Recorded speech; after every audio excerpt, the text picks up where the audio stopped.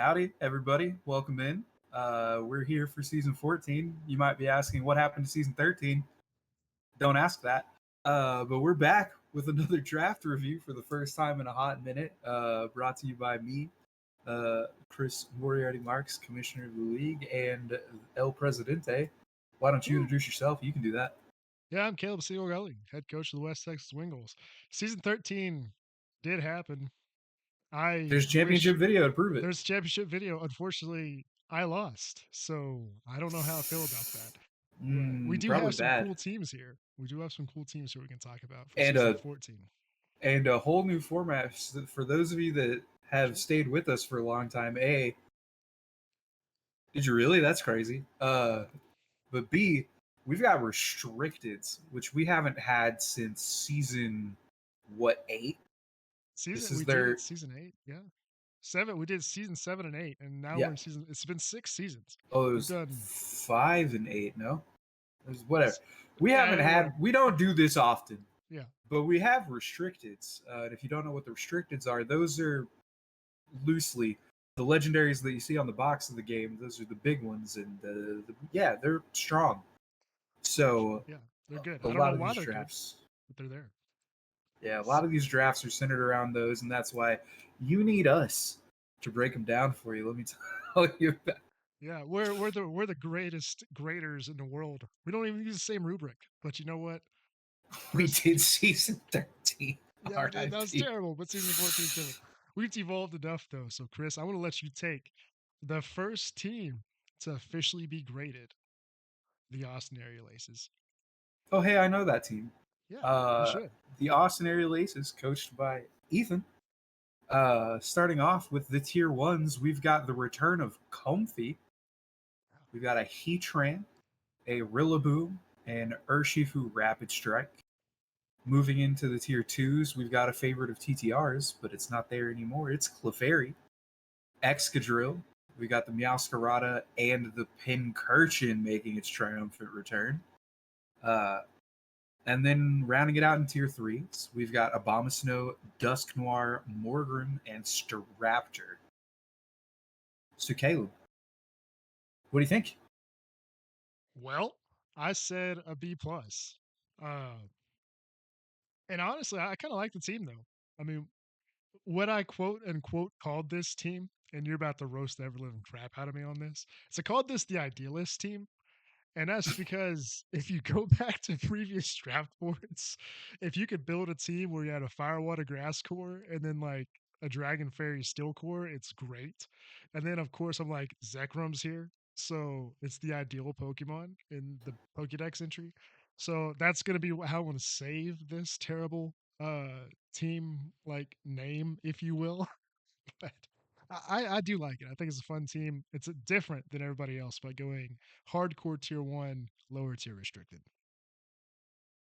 Yeah, you're crazy for that name. So a thing that we didn't mention is we tried to give each team a title or like a superlative, and so obviously Caleb And went with the idealists for this you're the roster, better title which giver. is which is funny because I don't think in an ideal state you'd have quite so much of what's going on here because you wouldn't have picked Zekrom with the first overall or second overall pick. No, it wasn't. It was Uh, at the very end of the draft. But yeah, you're right. it slipped down. So I called this the Rogue. I call it Much better. AAA the Rogue for this one because they went rogue. They had the second overall pick and said, "I'm not going to lock in one of the top restricteds. I know what I want. It's going to be there later because who wants Zekrom? Yeah. Only AAA, obviously." And I'm just going to get the pieces that I need around that, and especially locking in the Urshifu Rapid Strike early was big because we all know that thing was not making it out around one on MMC's life. That thing was not making it out around one.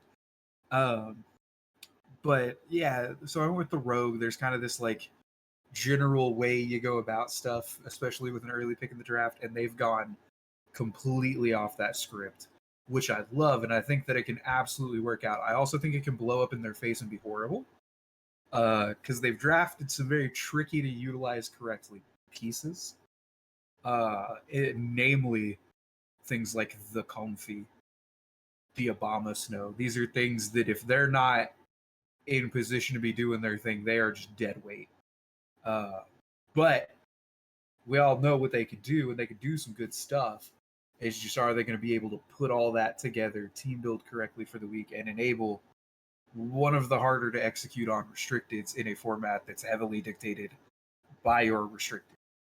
So for me, a lot of really good pieces, a lot of good defensive combos. I gave it an A minus, but it could perform at an A plus. It could perform at a D minus. It's really going to come down to execution on this one, in my mind. Well, and also Uh, on a league level, like our restricted's going to be the go-to because sometimes in these draft league seasons, like you can have a good restricted, but somebody can just game plan it completely out of the way. And so this one's a little bit, I guess, like counter strategy, like your rogue idea by just going with a really off meta restricted. But that said, they have ways to enable it. They have grassy terrain, so they can grassy seed some stuff. They also have electric terrain to boost those electric moves if it goes that route. And so those two terrains are kind of interesting in itself. And I think seeing how that plays out, and then you have Earthshaker Rapid Strike and Rillaboom, both that are really good at taking out some key weaknesses that this Pokemon has. So I'm really interested to see how this works out. It's kind of like out there that we don't know how it's going to play till we see it. But Comfy, we haven't seen in ages. Like personally, I'm kind of excited to see it back. I remember how much of a tear it was with Glorian Moltres and Dynamax meta. So will it be as bad as it was in Gen 8? I don't know. well, and that's the big thing, right? Is when we saw restricteds happening in Gen 8, the big thing that was making Zekrom be viable is the fact that it resisted steel moves like Zacian's Behemoth Blade, and you had stuff like Comfy and Rillaboom that could just top it off constantly. You had to one shot the Zekrom, or it was going to stay there forever and nuke you. Um, and so that's one interesting layer. But we've already talked about, the steel moves that want to hit the fairies Yeah. that are protecting the Zekrom, and the Zekrom just being able to take those. This team has a lot of really good defensive coverage for itself. You got the ground types that want to be going into the Zekrom and the Heatran, but the Rillaboom and the Urshifu say no. You've got the fire types that want to be going into the Excadrill, the Meowscarada, the Abomasnow, the Rillaboom, and there's a Heatran there to eat it. You've got your Urshifu and your Zekrom to eat the. You have all the tools that you need to outposition in any matchup. It's just going to be, can you dish out the damage while you're doing that? Or are you just trying to sling the damage anyway? And I love what you said about the terrains because they're so good for, I can play slow and go grassy terrain. You can go into Trick Room and not have to worry about a Moongus or Brute Bonnet or Smeargle, which And two of thankfully those no one three, drafted yet. yeah. But the other two are in there. Moongus and Brute Bonnet. Yeah. So electric terrain Uh, is probably going to be highly valued. yeah. So, yeah, I'm interested to see how all these pieces come together and if the piloting can happen, because like we're sitting here saying, if you can pilot this roster, it could do everything you need it to do to win a title. Is it the easiest to execute on? No, absolutely not. But that's part of the fun, right? Yeah. So Well, I think that's reflected in our grades. Like B plus, like B yeah, was kind of my baseline. I think B plus is right there above average because it's really good tier ones. And A minus for you is like this is where most of the draft league kind of falls. I think we'll see, yeah, and yeah. that gives you a team that I can was kind of compete. generous this time, Yeah, but yeah, this was not my lowest grade, which you may find surprising of an A minus. That sounds like it should be the lowest grade, right? yeah. Uh, We 3 point but scale. well, Well, with that, I think yeah. yeah. Let's get to Unless Chapel you've Hill, yep. which I think Chapel Hill is a good segue here anyway because it's a different kind of team build and pulling. Well, why don't you tell me that team Yeah, build? let me pull it up. There we go. Now I got it. I hit the right one. With Chapel Hill, we have Gouging, Fire, Iron Treads, Primarina, Raging Bolts, Gastrodon, Monkey Dory, which was a lot of fun to see last season. The regular Cantonian Ninetales, the fact that we have to change that is interesting. Salamence, Blastoise, Honchkrow, Jumpluff, and oh crud, what is this last one? Oh Oh man, no, we don't no, remember Scovillain's I name, do don't. we? Oh And what's no. crazy is that thing was so good in in the season 10 championship series, but capped off with Koraidon here as the restricted. And this team's kind of interesting. It's kind of all over the place, but you gave this an A versus I gave this a B. So like you seem higher on this than me. So like what are your thought processes? I look at this team and I see a lot of really powerful, hard to deal with individually Pokemon, right? Gouging Fire, we've seen that. It's really hard to deal with in isolation. Iron Treads, we have seen, is difficult to deal with in isolation. Primarina, Raging Bull, Gastrodon, the Monkey Dory, the Salamence, the Jumpluff. These are all things that we have seen do their thing and be a genuine problem. Yeah. And I don't know that enough of the like overall inherent synergy is there to make me call this A plus. Like that's the big thing that's missing. And the other thing is just the speed tiers. You're kind of pretty heavily middled out here. I think you've got the bulk to play that way. Um, but your ability to get out in front or get underneath with Trick Room are gated very heavily into some niche Pokemon here like Jumpluff or Salamence, who we have both seen kind of fall flat while trying to do that on occasions. Um, so I think there's definitely room for this team to fail, but I believe in its ability to succeed. Yeah. I mean, it's Where a are you fun getting team. B? Yeah, it's a fun team on paper. It has a lot of really good Sun synergy because you're talking about the whole synergy aspect of this team. And Jumpluff going from like mid speed to one of the fastest Pokemon without, Tailwind on the other side combating it. Like I think it allows this team to get some unconventional speed control. And you have also this other chlorophyll support with Scoville that I now remember the name for. And so seeing this kind of stuff in action with a Koraidon or a Ninetales here, I think could actually be really strong. But something I do kind of like about this team is you have this Monkey Dory that's a psychic poison type, and you also have this Gouging Fire, and both of those can take fairy moves fairly well, which are going to be thrown into probably this Raging Bolt and this Koraidon. Like I love using Koraidon. Koraidon was my favorite restricted that I've used so far in this whole format. So like seeing this here, I think is going to be really strong. And then you have Gastrodon to turn off basically water moves. Makes this to where you have all these little layers that are going to play into a series that may not look like a big factor, but I think on any given week they could become one. Yeah, and I mean, one thing that we started to see as Reg G was closing out is the success rate of spicy extract Oh yeah. Scoville with Koraidon in the sun. You just throw it out early, then Koraidon's able to pick up big KOs. And just having something niche like that in your restricted that you're going to be bringing almost every week, and one of your tier threes that are normally the like, oh, how do I squeeze this into a series? Where's the right place for this? You can just do that in any series, and that's going to be big money. Yeah. Um, and one of the rare things that we hardly ever see is a team that enables a sparkling Aria mode out of the Primarina with the Gastrodon coming out. Yeah, I That's didn't even think fun. about that. Being it, yeah, everybody's always worried about like, oh, levitate and all this stuff, and air balloon, it's like an earthquake. What about just being able to click sparkling Aria?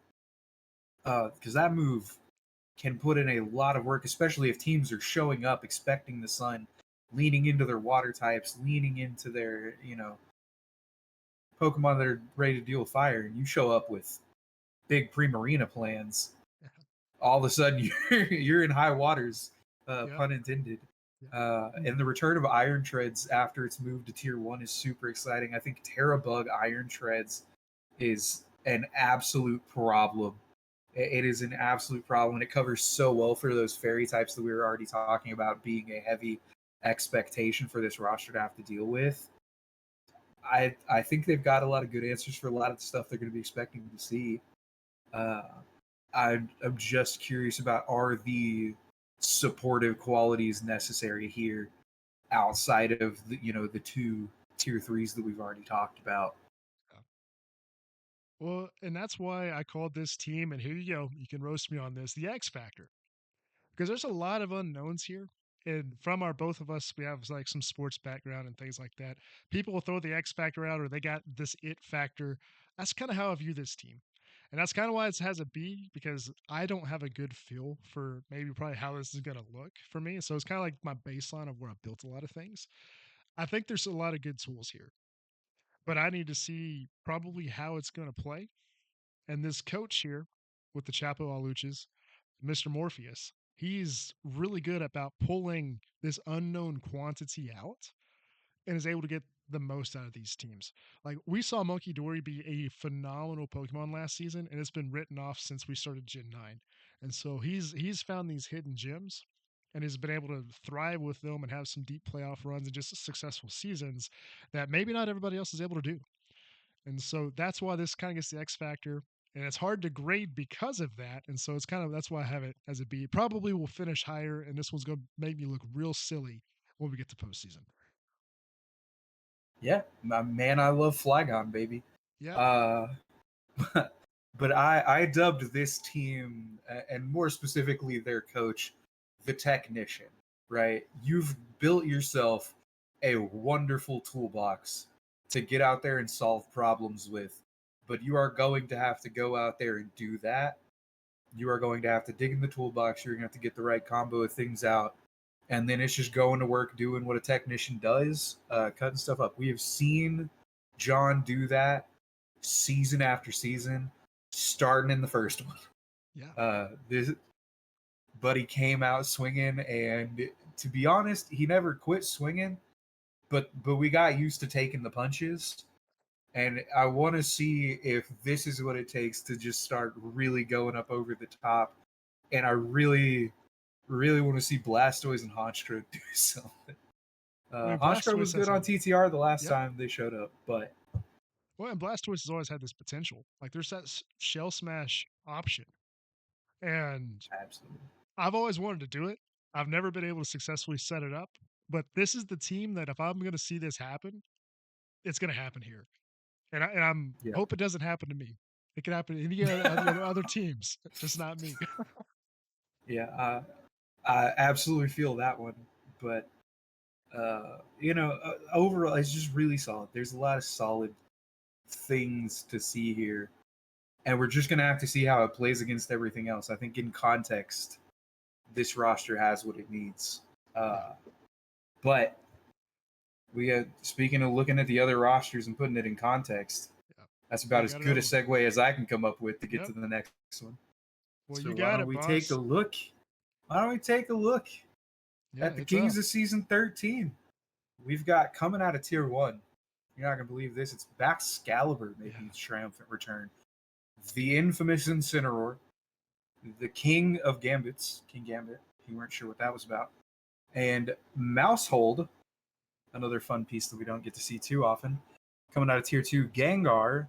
Greninja was stolen from TTR. We've been holding on to that one. Sandy Shocks comes back Oh, the from the West beloved. Texas roster. The beloved. Tinkaton, a league favorite. Yep. And then in Tier 3, we've got the Electros, the Flamigo, exciting, the Hydrapple, stolen again, and Yanmega. Somehow we And got to a mega round it eventually. all off, it is the return of the Zacian to Memphis. Almost picked up a title last time, made it to the semis, wasn't able to clutch it. Comes back to Memphis to try and finish the job. What do you got? Well, this team's pretty interesting in my opinion because I think we've vaguely talked about this before, and I might as well bring up this conversation now. You have these fighting type weaknesses in the first 6 slots. And so you want to punch this team, literally. But then we've discussed briefly that you have all these resistances in the lower tiers, and you have a Zacian that can pop the fighting types. So it's like a weird mix of overlap, but has really good type coverage and synergy. And I really liked Sandy Shock. Sandy Shock ends up being this really cool glass cannon that can apparently electric and ground as a dual typing is really good, and I loved it. And but it also wants to Terra. And so that might be interesting because you have King Gambit that wants to Terra probably. Baxcalibur I actually had a lot of fun with a couple seasons ago, and I'm excited to see it again. I think it can be really strong here. Ice types, if you can get a good offensive one, are really strong in general. But I I see it, but at the same time I don't. And so I'm kind of like on the fence, and that's where the B minus comes into play. Like there's a good team here. I'm just gonna have to see games personally. And this team can probably blow me out of the water week one, but we'll see what happens. Yeah, looking at it for me, it's not just the giant overlap in the fighting weaknesses. It's also the overlap in the ground weaknesses in the I top forgot about that section one. here. Yeah. Because that one, the Zacian can't really help you with. The Incineroar can't really help you with. Baxcalibur can. Greninja can. But nobody else. I mean, the Hydrapple, sure. But nobody else is like a direct answer to those ground types. And that's part of what's bringing it down to a B plus for me. But I think you've got a lot of really interesting tools here. And if there's one thing that I can just absolutely hype up about this team, it is the tier threes. I think this is, in the context of the roster that they're on, the best selection of tier threes for the specific team. Everything that we have to complain about in the upper tiers, even getting nitpicky, Yeah. one of the tier threes answers. It is like if that is the big thing I'm worried about, I pull out this tier three, and that can handle it. And I think that's really the beauty of this draft is there's plenty of tier ones and tier twos left in free agency. You can go fix whatever the hole is there. You've got the right recipe to start with in tier three, and you've got an incredibly powerful, incredibly fast restricted that maybe needs the Terra depending on the matchup, probably not, which is super enabling for things like the Gengar, the Greninja, the Sandy Shocks, the King Gambits, to actually get in there, survive even longer than they're supposed to, and make some big impact on the field. Uh, I think there's a lot to believe in this roster. I do think it needs one or two moves just because it is too much overlap in weaknesses. You do only get one Terra per game, which does mean that somebody bringing a fighting and a ground type is gonna get value against you by default. Um, so that's really what I want to see. But one or two moves, this jumps into the A's easy A minus flat A. Uh, and so because of that, I've got this team pegged as the dark horse roster, which I think was always going to go to whoever I gave my least high score to. But I really, it's a bit twofold because it's this team could make some big surprises and come up from that. But also the dark horses, the tier threes are down there because they're not as good as the tier twos or tier ones. And yet I'm sitting here talking about that's what's really making this roster sing for me. And so again, dark horse team for me, Memphis Machamps, Well, they're a coached solid by team. Parker. Yeah, they're a solid team. They are the reigning champs, is what I called them. And this is not because they're the actual reigning champs. They also have the crowned Zacian. It's very regal. They have a King Gambit as well. These two are known for the heroic aspects of the team. They're the reigning champions from season 13, but also the reigning champions over the sense of they rule. But also, they, I'm just saying, man, they also have this thing called the Friend Guard to protect the reigning champions, and they also have a heal that's Incineroar to take the heat off of them. So you have a few tools here that even with nothing changing, that you can make this team work. Mouse Hold with its abilities and redirection opens up possibilities for King Gambit, even Excalibur, or Zacian to go off, because those are very strong attackers. We know Incineroar is the best in VGC period. And so having just what was probably the best restricted last generation in Gen 8 plus Zacian in Gen 9, I think you might have a chance to unearth something here in Gen 9 that maybe we haven't seen much of. And so the team's there. They're the reigning champ. I know it's a little silly, but like I believe, I think this can happen. And they have a chance to extend the reign. That's off the rails. I apologize, but that was awesome. I love It was the lowest hanging fruit possible, and you just sent it, didn't you? I did. I Uh, liked it though. I had an idea, ran with it. Maybe too far, but I did. Well, as the reigning champion of segways, I'm not sure how to follow any of that up. Oh, you're gonna love So this why next don't we? nickname. Oh, I bet I'm not. Let's go talk about Nashville, bud. Yeah, we got the Nashville Oh, Nine Tails up here, and I get to read this one, I believe. So starting that in tier sounds right. one, yeah, starting in tier one, we have an Amoonguss, Cresselia, a Fluttermane, and an Ursaluna. Mabostiff from tier two, Mienshao tier two, a Lowland Ninetales, so the mascot makes the appearance, and then a Norvern. From tier three, we have Alchemy, Bastiodon, Magmortar, and Scraggy of all things. I think they got inspired by a regional. And then Terapagos as the big bad restricted. Chris, you and I were a little bit different on our grades here. And I think we have some similarities, but I think we see this a little differently too, though. I I mean I think we mostly see it eye to eye. It's just a matter of how do we evaluate that. I'm gonna lead with the title on this one because I want you to have to match that because I want you to have to say whatever you came up with. But I called this the wall Yeah. for obvious reasons. I mean, you look at this, it is Terapagos, it is Amoonguss, it is Cresselia, it is Aurora Veil, it is Bastiodon, it is a bunch of big hunky junky Pokemon that you have got to find a way through. And if you show up just expecting to trade blows and come out on top, have fun on bottom. And then just to wrap that up, you've got some absolute fast menaces like the Noivern and the Fluttermane to just come in and brutalize the fighting types that you're kind of summoning with this roster, right? With the big Ursaluna, the Mabostiff, the Terapagos, the Bastiodon, right? That says, come punch me. And then you have Fluttermane, Cresselia, and Amoonguss, and Ninetales, and Noivern going, yeah, come punch us. See what happens. Come do it. That'll go well for you. And Magmortar with the flame body as well is we saw that in Scrim Knight. Yeah, we did. I forgot about that. We did see that pop out. Yeah, when I looked at this team, I saw two different things. I saw your Fluttermane, your Ursaluna, and your Terapagos as your three really big hitters. And then you follow that up with the big, nasty Nashville Ninetales with Amoonguss, Cresselia, Mabostiff, Mienshaw's here, Auroraville from the Ninetales themselves. You got some big, burly, nasty, going to get work done. They're going to grind you out. They're nasty, man. They're going to tear you up. Oh my Good luck god. getting through that. And if you don't, there's a bear that's going to eat you when you're done. Uh, they're the big, nasty Ninetales.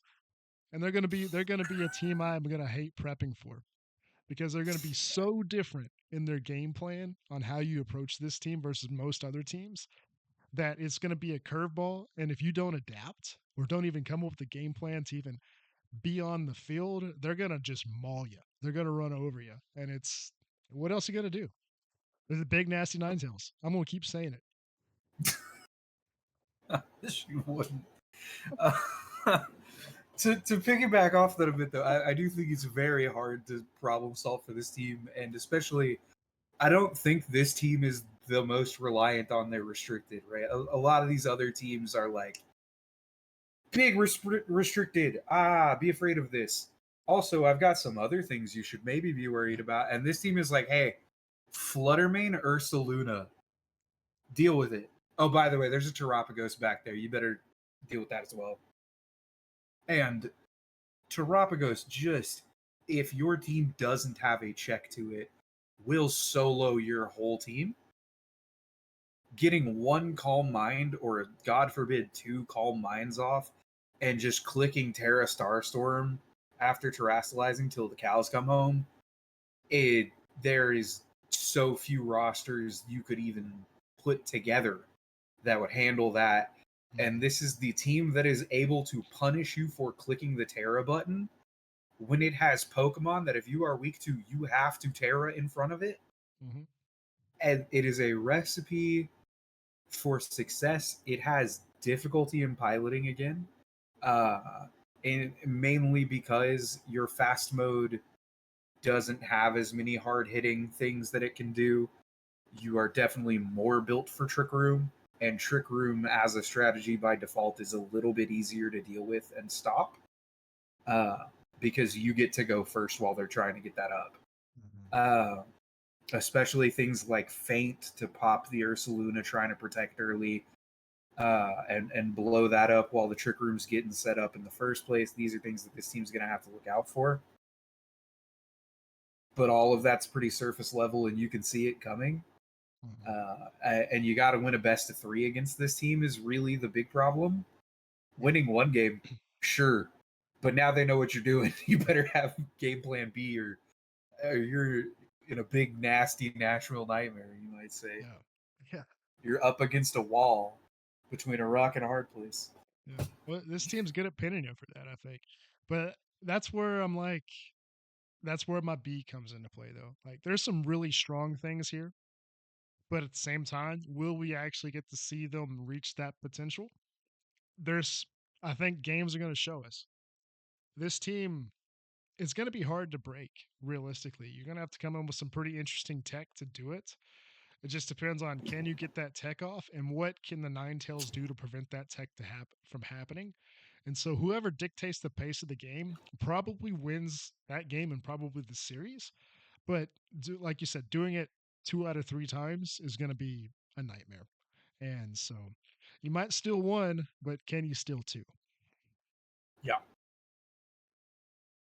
Oh, But yeah, and yeah, no, go ahead. yeah, We can move on. if you got an idea, I was going to bring up the Queen City Quagsires and let you get a read off there, Well, because this Nashville team, I'm not ready to prep for it. But Queen City it was an interesting team, and I think a different strategy in general, which should be a lot of fun to look at here. So and a really pretty blue. it While is a we're really there, pretty blue. whoever Yeah, picked that color did a great job. yeah. Go ahead. Uh, There you go. Give us the but team read. but it's I'll go ahead and do that. The Queen City Quagsires, coached by Ham, shouts out. In the tier 1, we've got double restricted, or not restricted, it's double Oh, double paradox Pokemon to restricted. kick us off. Yep. They somehow stuck it Feels in. like it sometimes. Brute Bonnet and Iron Hands. Iron Hands finally migrating away from Nashville. Then we've got the return of West Texas' infamous Ting Lu That was and so bad.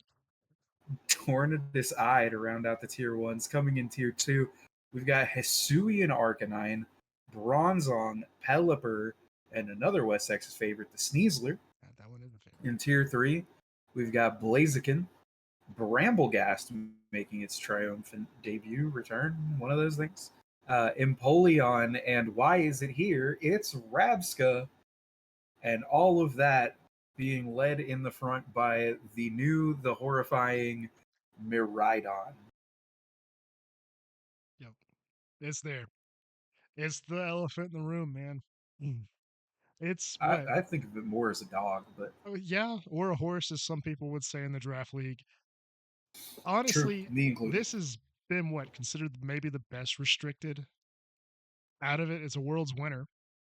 Yep. So I think the toss up, because you had the first overall pick. Yep. Walk me through the breakdown between Miraidon versus the restricted you took. We're not going to spoil it. We'll get there. Or do you want to save Amount that of save that to when you get to TTR? no, we could talk about it. It's probably better if we save it till TTR. Yeah, let's Nice save little it till TTR. tease Hey, for there we go. We everybody. got a tease. Hang But in. We'll get there. yeah, I mean, Miraidon is a scary restricted. It has just enough in the move pool to make it a monster, especially in a format like Draft League, where it's narrowed down what you're going to have to deal with, and you can assign other people to dealing with some of the stuff. We might see something like Terra Rock Power Gym be huge for this team. It's nuts. And just stuff that you don't normally see on ladder Miraidons working can work in Draft League, and I think that's a big deal. I think you have one of the more interesting approaches to tier 1 on this roster. This is a very supportive roster. It is clear that most of this team is here to set up the Miraidon for success, and it is the most supportive roster out of any that is just saying, hey, my restricted, you got to deal with it. And I think that's an interesting take that we didn't see from anywhere else on draft night. Well, it's probably one of the best restricteds for a reason. It sets the electric terrain.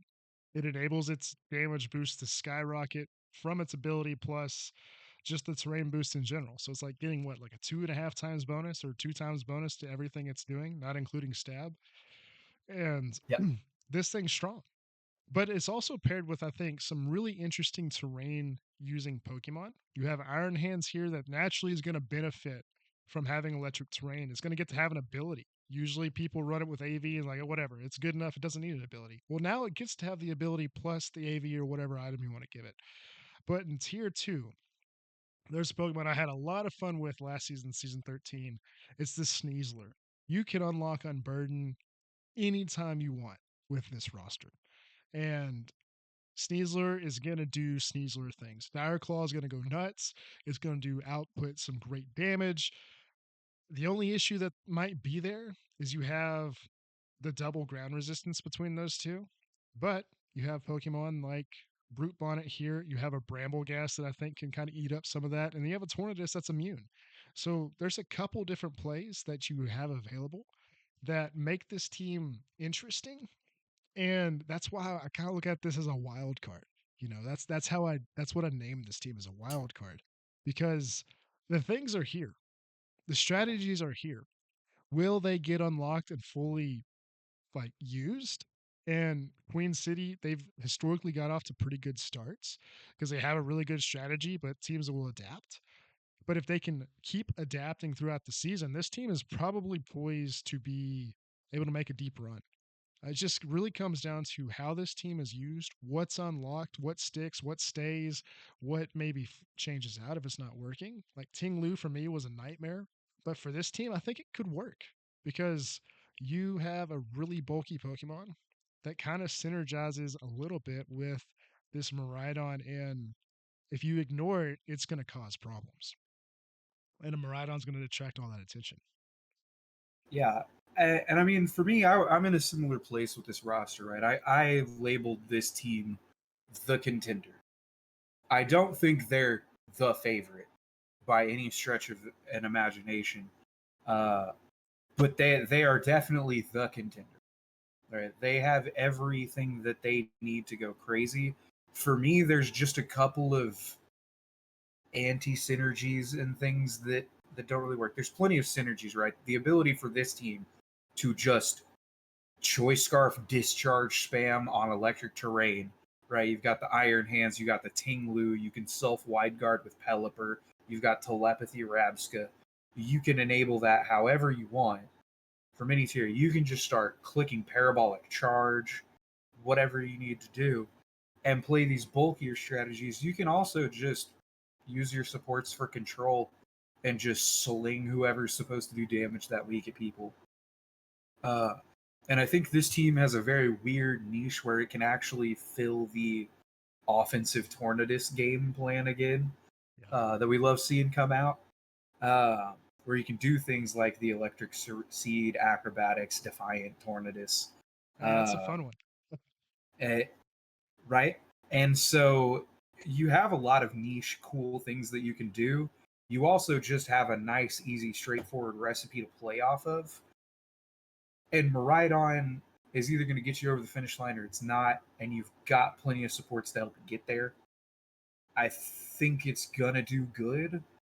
It's is it gonna be good enough to win the whole thing? I think that's the real question with this roster. Well, that's a good question you have to face. Like, if you're looking at, is this good enough to win the whole thing? Because we have a real shot here. Like, that's not something everybody can ask coming out at a draft night. At least for, that's my opinion, at least. But there's a Yeah, couple Pokemon here that I kind of want to see how they play out. Like this Brambleghast Tornadus combo might be really interesting to play. It might be really interesting to see because if you can actually do some Wind Rider things out of tier three and catch somebody off guard, like that's a really interesting strategy that can get you a game win in a best of three series. And now you can go heavy Marad on game two, and you have two different play styles that teams may or may not have an answer for. But the Pokemon I'm kind of most interested to see here is Bronzong. It was a Pokemon that I was interested in the draft night, but also like it has an interesting support kit and it has a couple different options it can do. Like I'm genuinely curious, is this going to be more heat proof? Is this levitate? Are we going to be looking at like some screen support, some hypnosis stuff? Are we setting up to make a defensive wall? Like it's kind of a Swiss Army knife, but it's unconventional in a way. And so I'm curious to see how Queen City unlocks that with this roster. Yeah. And I think another thing that I really like about this one is it kind of has a way, just like a default way to play into everybody's restricted, right? You've got a great fighting type from every tier for the Terapagoses. You've got plenty of flying types in the rain that you can bring into the Koraidon matchup, and naturally you put your Miraidon on the field. Against the Kyogre, you're built to play in the rain. You can use the Tornadus to get out of the rain and play that way. You can do all these sorts of things. And just like as you go by every restricted, I think R2 are the like biggest issue for this roster, and it's not hard to see where they can beat it. Yeah. So I think that being able to just look at the team and think about a matchup and immediately start solving it is something that bodes really well for this team that I'm excited to see. Is how often do they just go for the obvious recipe, and how many times do they go, I know you can see this coming, I'm gonna do something freaky and see if you can deal with it. Because I think that's what's going to be the difference between whether or not they can go win the title or if they're just going to be a contender. Yeah. Is can they pull off the niche things that this roster can do and not just the solid fundamentals that it has? And depending on how league plays this season, the fundamentals might be all it takes. Which you got good fundamentals here, so like I'd be okay with that if it came down to it. But I will be curious to see how this plays out. But all that said, we do finally get to one of the two host teams here, the Toronto Trick Roomers. And I'll Oh read this shucks, one that's off, me. and then we'll get to talk about your thoughts and everything here. But from tier Oh one, boy. you took an Iron Valiant. You got to bring back Ogerpon Hearthflame, which was a surprise. You did pick up an Urshifu Single Strike late, a Walking Wake from tier one as well. Tier two, you ended up getting to bring the Farigiraf, a Murkrow, a Sableye, and a Scizor. Tier three, you have a Barraskewda, Flygon, a oh my goodness, Luxray, and then my probably least favorite tier three of all time, the Bug Pavilion. And then you cap it off with the overall number one pick, the Calyrex Shadow Rider. And so we're just gonna go Ooh, right into it. Haunts. We teased it earlier. You had the number one overall pick. We just saw the Miraidon. That went number two. What was the decision to go Calyrex Shadow over Miraidon? Yeah, three. Sorry. We had Urshifu Rapid Strike go two, which was also, I would say, at the same power level as these three Pokemon. Honestly. Yeah. Um it mainly came down to a comfort and practice thing. I had some experience with it in Gen 8. I had played a decent bit of it through Gen 9.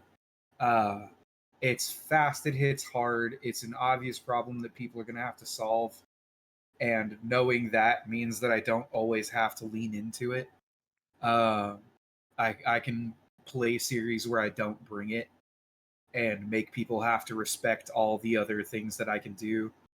Uh, Especially just the powerhouses that I ended up with in tier one, all of which kind of do okay into the things you would normally want to answer the Calyrex with. Uh, yeah, that was kind of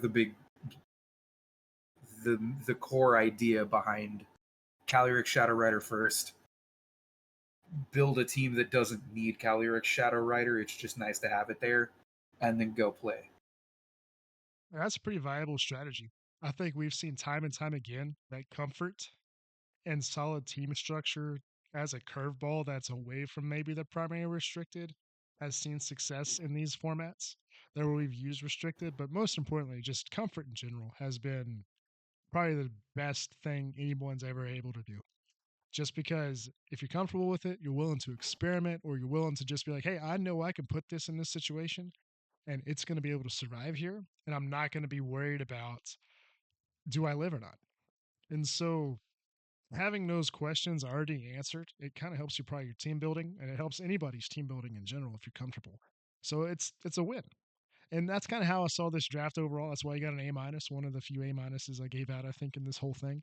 is I thought you were an overall winner of the draft night, which is expected, I think, when you do have the number one overall pick. But you did do something interesting, and that was trade out of the second round, but you were still able to net like a really good quality roster.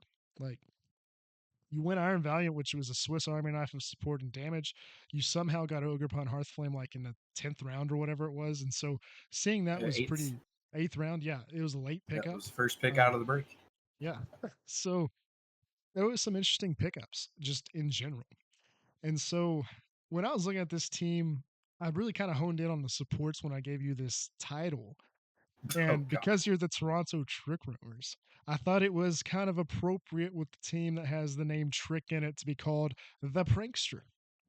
And that might sound weird when you have a Calyrex Shadow, but you're the Prankster. And here's why: you have two Prankster users in tier two. It's not as simple as that, but the level of support this team has. You have the Demon Butterfly, which I hate, Vivian, however you want to say it, Vivillon. Yeah. Vivillon. Uh, and then you have a really interesting Swiss Army knife support with Iron Valiant. Those four bring a angle of attack supportive wise that's really hard for a team to maybe game plan for.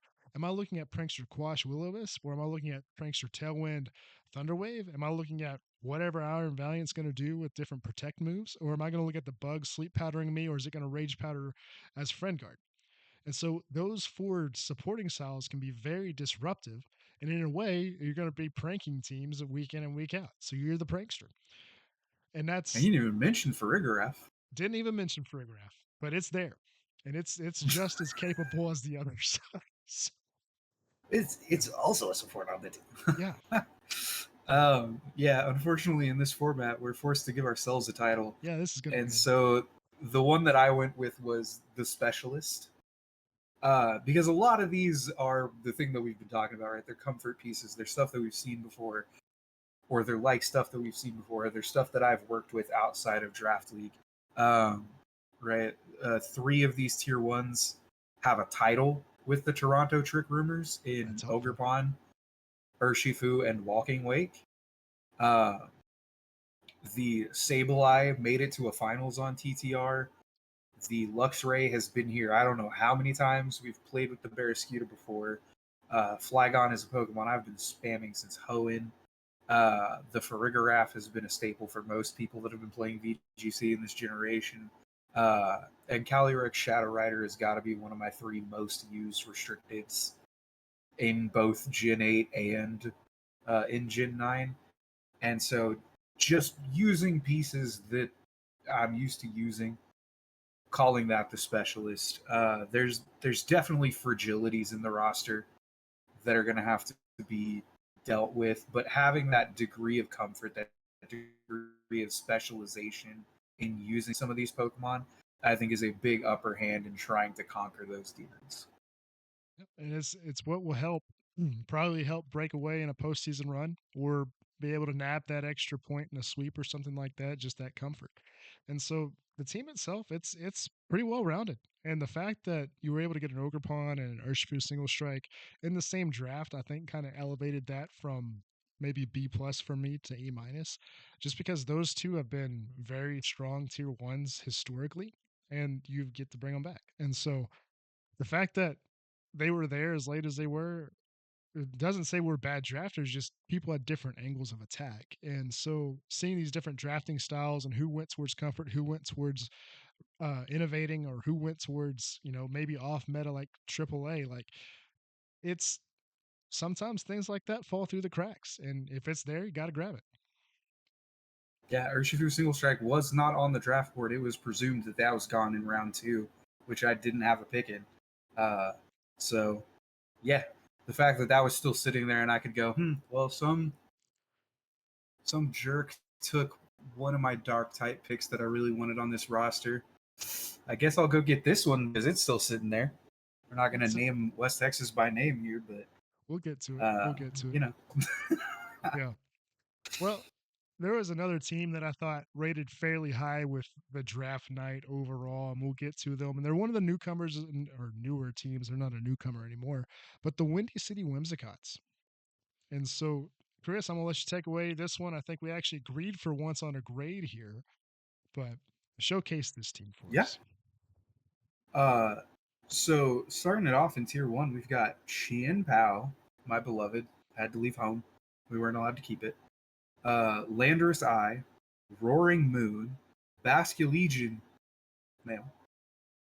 Rounding us into tier two, we've got Hitmontop, a Klefki, a Sinistcha, and an Overquill making an appearance.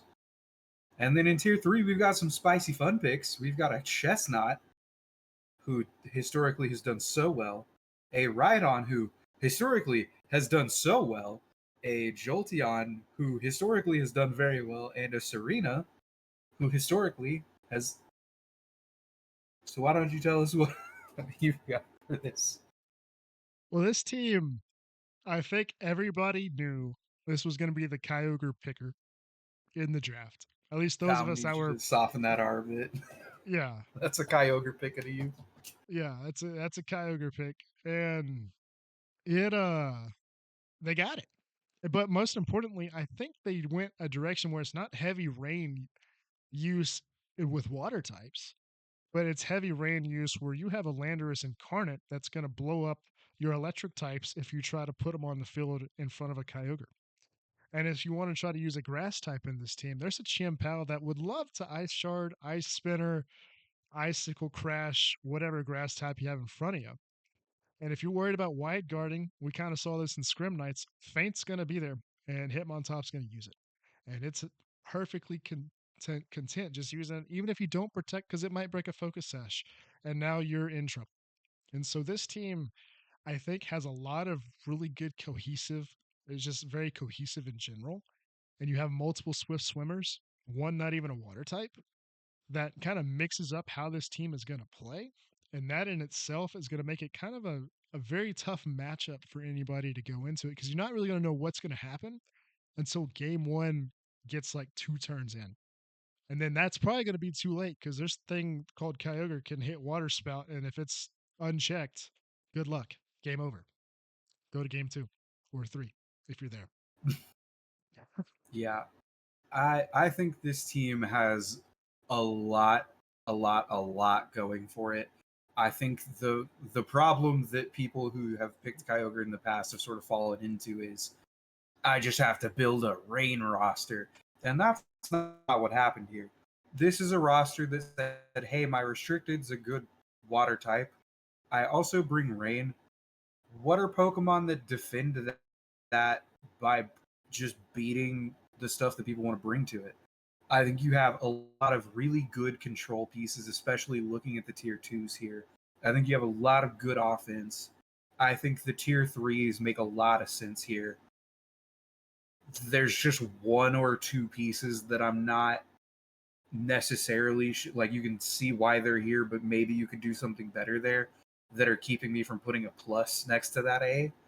But solid A draft. I think you didn't fall for the trap. You built a lot of good synergies. You have a lot of inherently strong pieces. You don't have to rely on your restricted to play the game. And all of that is a big time recipe for a clean A for me. I mean, it makes a strong team. And might be a little bit different with this. This is where kind of the team title comes into play. Like, look at the Blue Well. Like, the Blue Well is, I think, what's going to lead this team. Yes, can it work really well without it? But I think this team is going to be taken to the next level potential wise when it's using or it just has Kyogre providing rain. Because Landorus's damage gets, I think, a lot better when you can hit spread damage. Or if you want to go Earth Power, Life Orb, that's great too. But like, I think the option of having your Swift Summers online more often than not makes this team better. Yes, they can work without it, but I think we're going to see more Swift Swim usage than not. And that's kind of where I stand. And so I kind of think with this team, where Kyogre leads, this team's going to follow. Yes, they can do things on their own, but I think Kyogre is going to be the recipe that really makes this team thrive. But it's well built, so that's why it still gets the A. But I think it's has a very good supporting cast for Kyogre to be the star and not just a role player. Yeah, and I absolutely agree. I think this team sings the loudest and the most in harmony when Kyogre is part of the recipe. Uh, but I think it's nice that it doesn't absolutely need that.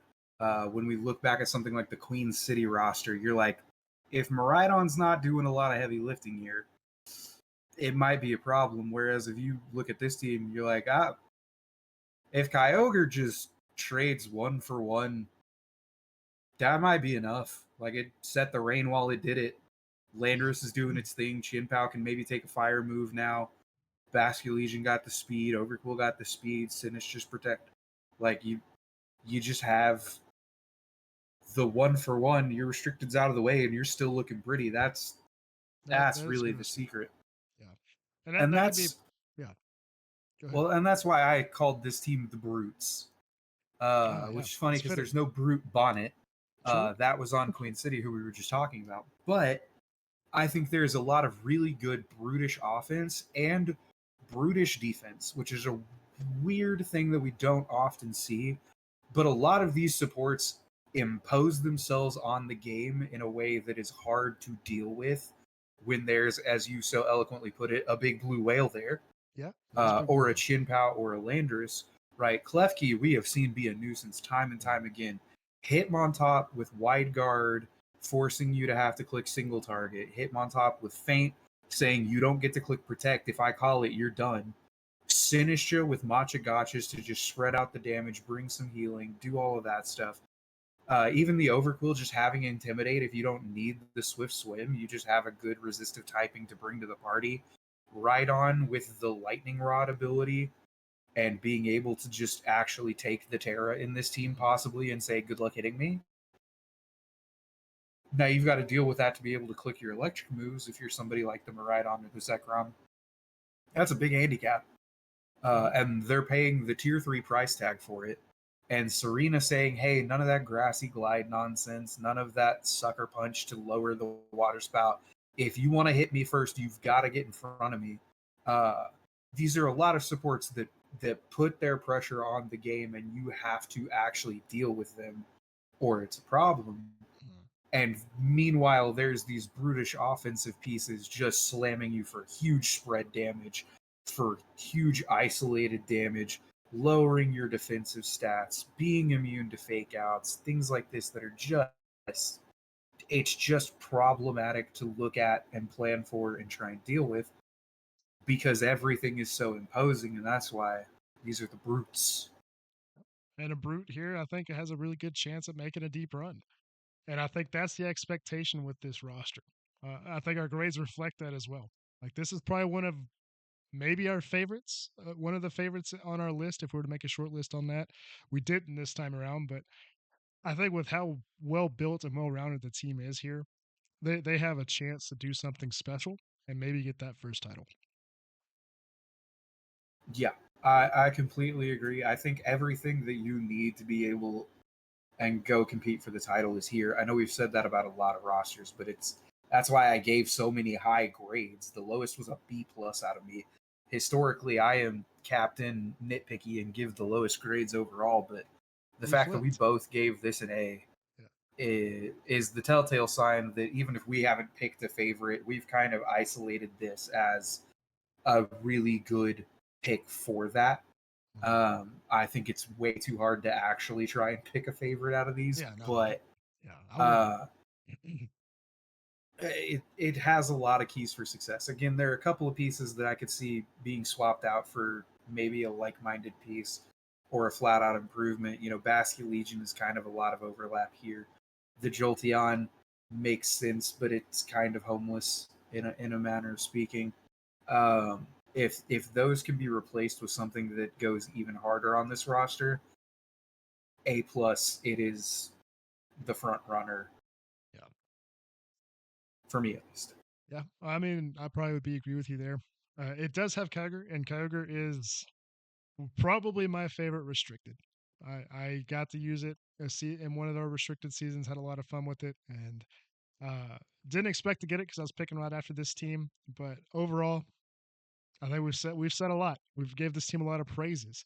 Shall we get to our final team of this entire list of eight? Uh, so I think we can go ahead and do that. Let's roast you a bit. It's your yeah, turn. Yeah, it's my turn. West Texas Eagles are here, coached by yours truly, Chris. I want to make you read my team. My team. Yeah, I don't know where that was written, but I read it. I'm just kidding. Uh, so there's a Chi Yu here, which you stole from me, and I'm still upset about it. I worked Then very you've hard got draft night for that. Dragonite. You did. You made trades. It's impressive. You never do that. Never do that. An Indeedee female, a Cornerstone Ogerpon joining in the Ogerpon gang. Yep. A in tier 2 we've got Hariyama, Magnezone, Aqua Breed Tauros, Volcarona. Then in tier 3, some returning staples in the Clefable, the Donphan, and the Volbeat. But what's that there? That's an Alolan Muck. Yeah. And to round the whole team out, you've got probably my favorite restricted, one of my favorite Pokemon, Lunala, the Big Moon. The big moon. So how did you grade yourself, Chief? Let's talk Well, about that. I originally had a B. You coaxed me to say B plus, but I like the team because it's really balanced, or it looks like it's really balanced. We'll find out after we play a few weeks on if it's going to be balanced or not. I took a flyer on the Lunala. I have never used Lunala. Now that I've done a few scrims with it, I'm very happy I picked it. I think it's going to be a lot of fun to use this upcoming season. But the team itself, I think it's going to take some practice to get used to and some time to kind of gel and see how this is going to work. But I love the flexibility that it potentially has. It may not actually have it, but potentially it's there.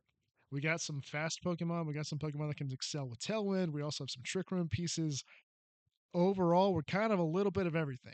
But I don't know if that's going to be a good thing or a bad thing. It's going to come down to how games play and then maybe a few roster moves. We got a little follow me rage powder heavy, but we also thought we were A about to ship little, a little bit. a little. we One, thought we two, thought we were three, gonna four. ship them off. We thought we had a trade done for Indeedee and Volcarona to go out, and those fell through. And so we're stuck with them for a little bit. They may stay. We'll see. We'll see. But I think we're kind of right there in the middle overall as a team. I mean, if you're looking at everybody else, I think there's some better rosters in general, but we're gonna do our best. We're gonna give them hell. Well, and I do slightly disagree. I think you've undersold yourself a bit, as you often do. Uh, and maybe that's me factoring in the coach a little bit too much. There's a Probably. reason you got a couple more stars than everybody else does, or at least one. You're only one ahead of me now, Chief. Only one. Uh, for now. But there's a lot of good stuff here just in isolation. There are some proven pieces, there are some unproven pieces, but most of these are Pokemon we've seen before and we know what they can do, and what they can do is good stuff. Um, I dubbed this team and really dubbed you as the Marshal, right? Well, I thank you. I look at this team very much like a cluster of units in a big long battle game where if you just put them in the right spot, you are going to win the battle. A lot of these pieces need to be controlled, and if you can get them in position when your opponent is not ready to control them, they're going to go crazy. They're going to trade up. They're going to put massive pressure onto things. And there are lots of cheeky little elements of surprise in here that can catch people off guard. Is it Rage Powder, Bulky Volcarona? Is it Quiver Dance? We're going fast with, Tailwind, Lunala type stuff. Uh, as we saw last time, Ogerpon and Clefable are both capable of playing the offensive follow me role of, hey, look, ha ha ha, you got to attack me. Also, you didn't? Yep. Whack in your face. Hard to deal with. A lot of these pieces can play defensively, they can play offensively. It's very hard to know going in what you're going to have to deal with, which I think makes it a little bit easier to do all of that marshaling of the units to get them into positions. Uh, but if you can get these pieces into place, and as you've shown historically with rosters like this, you're capable of doing that. This team is absolutely capable of knocking out any other roster. It has what it needs to beat any restricted and anything defending it. Well, that Can you was control the battle? that was the goal when drafting this thing. But going with your control aspects and placing the pieces around, I did somehow come up with a title for this, and how do you go about giving a title, all that other stuff. I did decide, this is the balancing act, because it comes down to, do we get everything in the right place? Like you've already said, like, yes, we have pieces. I get to use my beloved Don fan again. Will it actually be good in restricted meta? I don't know, but we're gonna try it. Like, it has enough in the bag and in theory to do it. We'll just have to see if we can catch people off guard with it, because it's a fun little elephant tusker guy. But the team in Elephant general, in the room. it is the elephant in the room. I guess it's kind of like that. I got a couple shinies I'm excited to use this time around. But overall, like, I don't know how it's gonna play until I start getting games in. And, my prep over the last few seasons may not have been as good as it was in the early days, but we do have a lot more experience doing that. I'm going to have to draw on that. But there are 4 tier 1s here I've never used, like myself personally. I have used Ogerpon and Wellspring, but I've never used Cornerstone. That's a different Pokemon, plays a little bit differently. There's 3 tier 2s that I've never used before: Hariyama, Tauros Aqua. Volcarona came in season 5. Never mind. 2 tier 2s. And then tier 3, we went with a bunch of comfort picks, and then Alolan Mux here because that thing has a really cool move pool that I've been wanting to draft for a while, and I thought this is an opportunity to do so. And so we're trying to supplement the uncomfortability that we have with some of the top half with the comfort of tier 3 and maybe some of these other Pokemon, just to see if we can make this work. Because when you're doing all this balancing, comfort in lower tiers, I think, is going to be really valuable. Will we see it work out? I don't know. Y'all get to be the judge of that, but we're going to try our best. And try your best. I believe you will. Yep. Unfortunately, if you could not, whenever we play, that would be awesome. Hey, we play But little of the season. I might be revamping the whole thing by then. You never know. yeah, free agency's already calling my name. Yeah. But that is one of the bright sides for a lot of these teams is we added an extra free agency move every week this season, so people might be able to flip these entire rosters if they're not finding success. And to touch on a thing that you were talking about with needing to practice, I think that is how a lot of teams feel, and I think that was one of the things that we walked away from Scrim Nights finally working for the first time.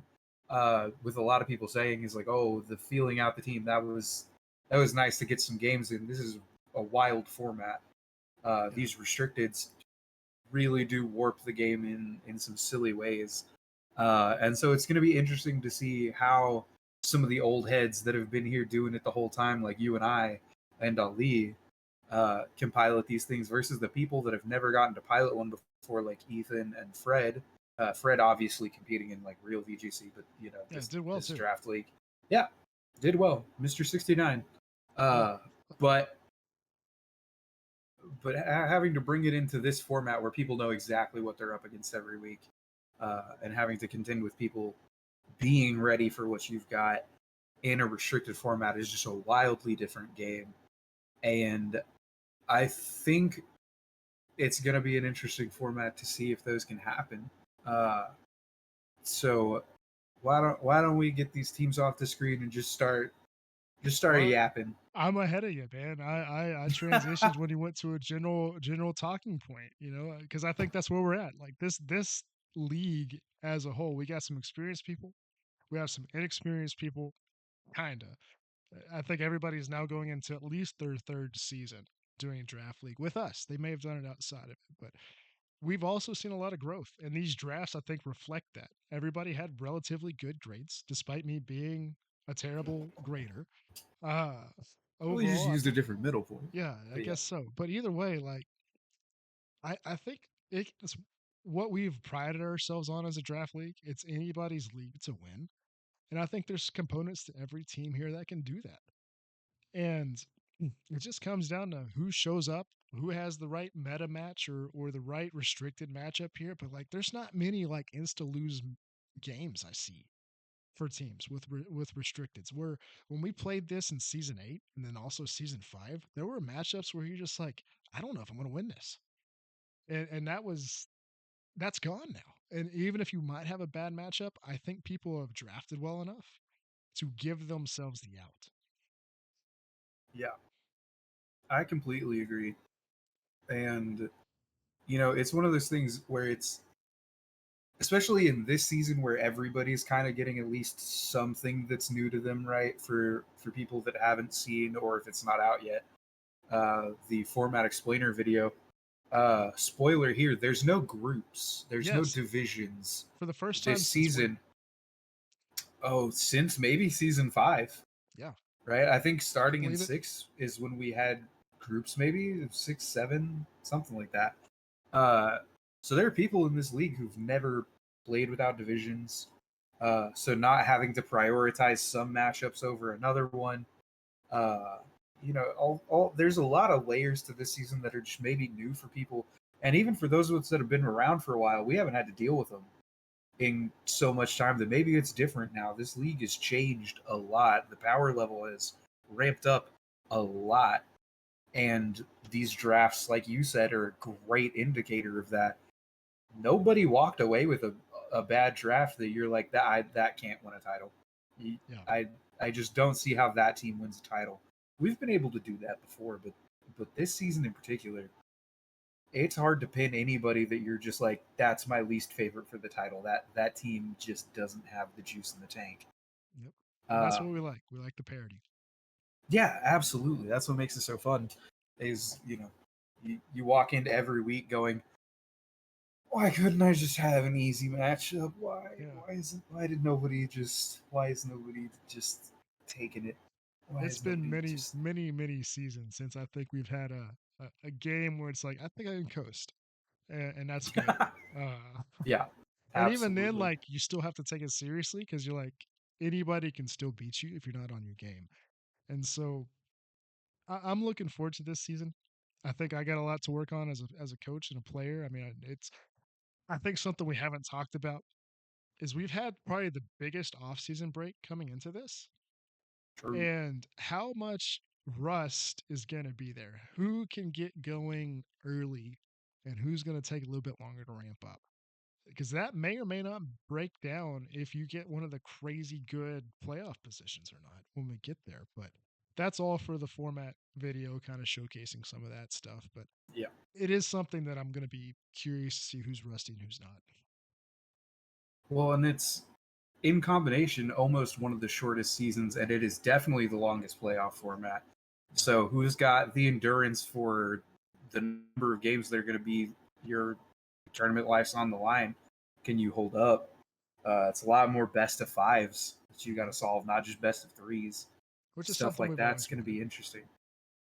But enough about the stuff that we did see. I want to take us out of it for a second. Yeah. Okay. Give me like your top 3 things that you're just like, we didn't see this and I thought we might. Uh Oh and man, that's and tough. I But can go first. We can do one at a time. We can just back and forth sure, so you can sure. try and find one. I was curious because of the paradox Pokemon, if instead of something like the Zacian or the Zekrom, would we see Groudon come play? Especially knowing that Miraidon was going to be a big contender. I think Groudon not showing up was one of the more fringe picks that I was like, maybe this doesn't show up, but I could see it being a big Mhm. game changer on a team, especially it being a restricted that you're not going to rely on so heavily with its somewhat lower reliability. But building a team like the Kyogre team with Groudon instead and a lot of good restricteds that want that sun was maybe a draft angle that somebody could have explored. Well, and along that same line, for like 90% of the draft, I thought the Nashville Ninetales were going Calyrex Ice just because of Mm-hmm. what they were picking. That went undrafted. If somebody's having a terrible time, maybe one of the top four restricteds is probably there from Reg I. And who knows? I mean, I don't think it's going to be a huge roster flip to make it work because it can work inside or outside of Trick Room. But we'll just have to kind of see. And having three extra roster moves might allow that roster flip to happen if you think it's necessary. Yeah. Well, and especially you said you were sitting there thinking that Nashville might pick it. AAA held their restricted for a Mhm, while, and that can absolutely be a Cali Ice mhm. draft. I think between the two, I think Cali Ice sits maybe slightly more comfortably on the AAA side of that affair, just being able to slot in and provide a slightly bulkier, slightly better offensive Pokemon with generically better matchups into a lot of Yeah, other restricteds. Um, that could have been another good home for it. yeah. Uh, Another one that was always going to be kind of fringe, but I was excited to maybe see, especially on like a possible Kyogre team, was the Palafin, True. who snuck through. Uh, we know how much just getting a big sneaky hit on some of these restricteds is, and in a format where you're expecting to pivot a good bit, having to switch your Palafin out, it's not that big of a tax for something that hits that hard, and especially a lot of teams are going to be prepared to do rain to combat things like a Groudon or a Koraidon team. Uh, being able to just say, "Hey, my rain mode is Palafin," Mm, could be a big thing that maybe people are looking for in free agency. Uh, yeah. but yeah, that was one of my sleeper Well, picks. I had two Pokemon. Genuinely, I was kind of surprised to see slip through the draft entirely because of what Pokemon they are. And there's two teams that have historically picked them up. Three, actually, if I count yourself in this.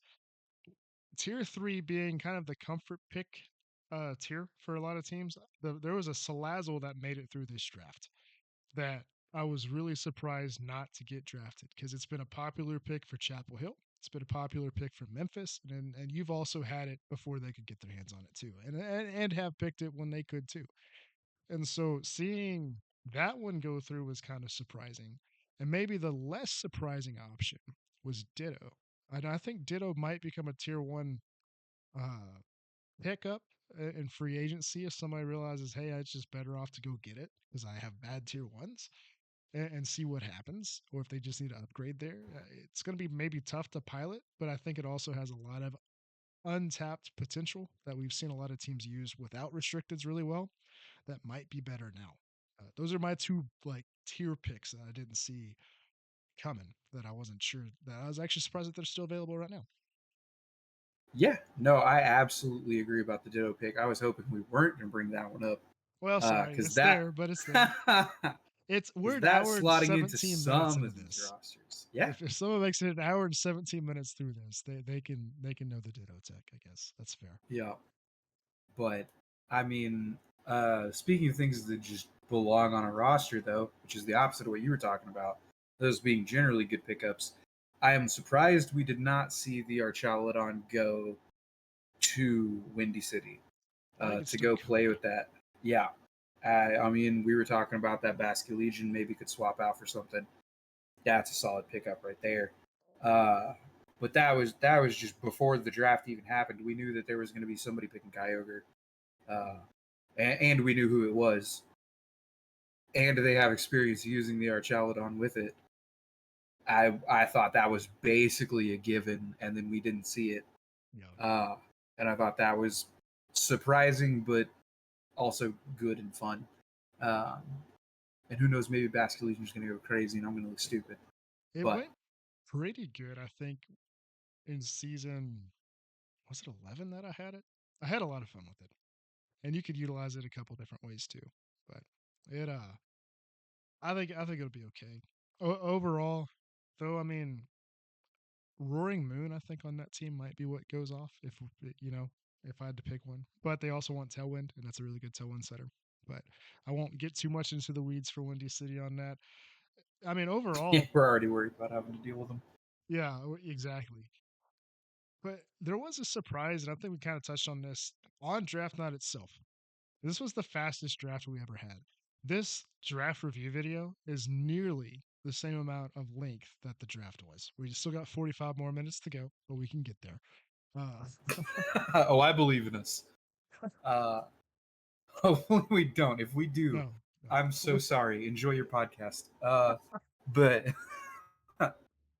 Yeah, no, I that was it was surprising that it actually happened, but in the days leading up to it, I had said that my target was to get us done in 2.5 hours, including the break, Good job, Mr. uh, Commissioner. and not counting for a late start.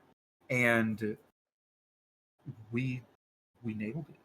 We did. People It was good. people were quick with it. The trades were handled appropriately. Uh, and teams just kind of, despite the number of people saying, "Ah, hey, you took my pick," the clock never really ticked all that low. Yeah, I think I There was the were a biggest couple of fender close though. calls, but yeah, well, you had other stuff that was causing that. I think we're gonna post the draft VOD if you want to sit through that. It's the shortest one yet. Yeah, it's not four You can, hours, which was like the first one we ever posted. So which did the best of any of it, our videos yeah, ever, which it's is so crazy. surprising. It's surprising. Uh, Appreciate everybody that but did watch that. especially if you're still here. Yeah. A, why? B, thank you. Yeah. We're so glad that you're here. I'm just confused. Hmm. And sorry for the lack of content. But yeah, it was great, and I think it kept the energy high. The fact that stuff just kept moving like that, Hmm. uh, which made it a lot of fun to get back into again after such a long break. But how did you feel about that? I was in a whirlwind most of the draft, but that was because I was coloring, and then I had my assistant coach giving me picks, tipping me off, things like that. But it still was a fun experience, you know. And as I realized, hey, coloring the spreadsheet is not that important. No one's using it. I was able to get more into the draft, and I felt like I was able to stabilize, and I think that was the big part. But I don't think I was alone in feeling like, man, this thing's flying. Like, what do I got to do here, you know? And like in the draft itself, I did a couple trades. We did a trade just for the heck of it, We which was did. fun. But which was interesting because that pick was actually in conversation with Chapel Hill about moving, and he's like, "What the heck?" I was like, "Well, I didn't realize," and but it ended up working out anyway. We were able to send Raging Bolt and get Chi Yu and a couple other things settled, and I'm happy with that trade. We'll see how it goes. You've already propositioned multiple trade offers for Chi Yu and Ogerpon and things like that. We'll talk, you know, off live air for that. But overall, I mean, it was a fun time. Drafting is probably one of the funnest things to do, just in general. It's a draft league. Hopefully, the Yep. draft is fun. Like that's, you know, and I think that's probably the biggest thing to enabling success for teams anyway. And a lot of people did that.